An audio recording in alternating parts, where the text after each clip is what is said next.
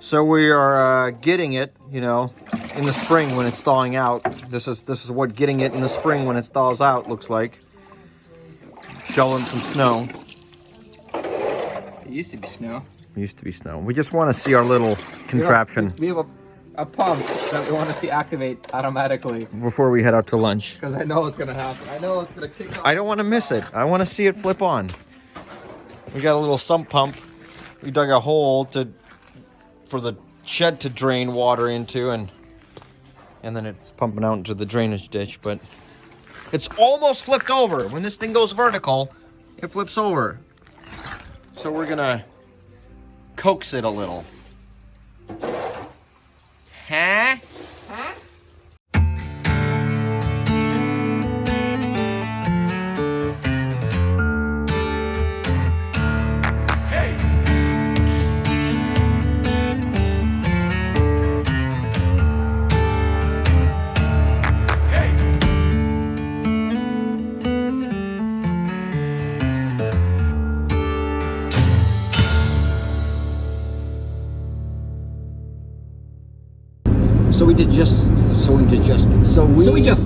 So we just did some math.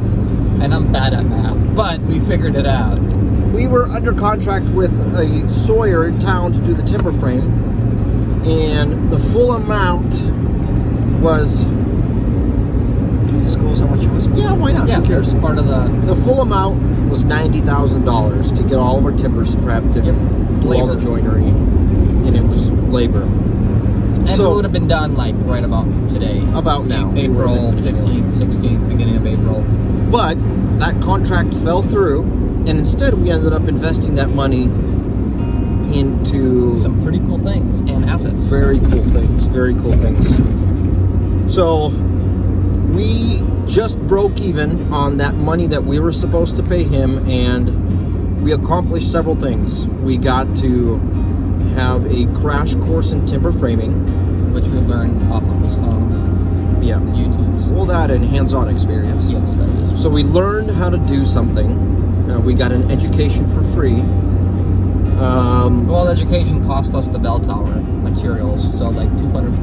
$200. Yeah. We acquired all the tools necessary to do this type of work, which is pretty hefty investment. Some of those tools are pretty specialized and expensive. Yeah.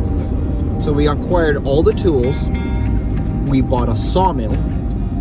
We bought a kiln.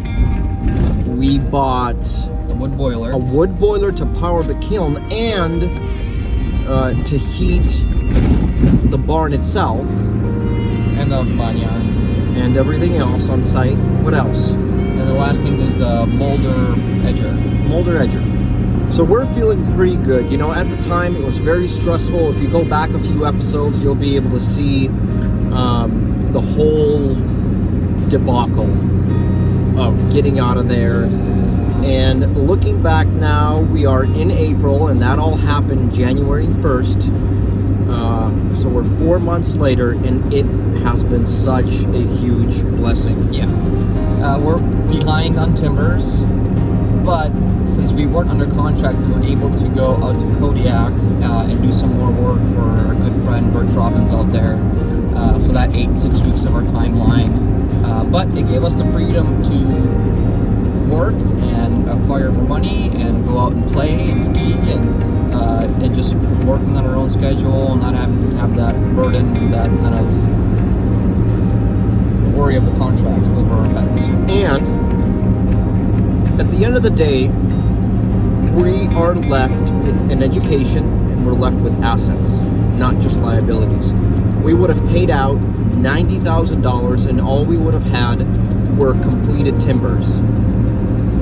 But now we get the completed timbers, we get the know-how, we get the tools, and several other pieces of equipment that not only fulfill the need of getting the structure built, but also are kind of intertwined with making other things work in the future. Yeah, because these materials will not only build this barn, but our sauna and then future projects as we go on and maybe do work for clients and stuff. So we acquired all this stuff that we don't need to invest in. That we don't need to outsource. We don't need to outsource. So all in all, we feel pretty good. I feel pretty darn good. We're excited to make lumber, and we make chickens and meat and warmth Got us good. all the time. And a few more oiled up. Still got to do that stack. That one's already done. These are all the lean-to posts. And then we also, the smaller one, we've got some 6x6s and little stuff up top. That's a little bell tower that we built.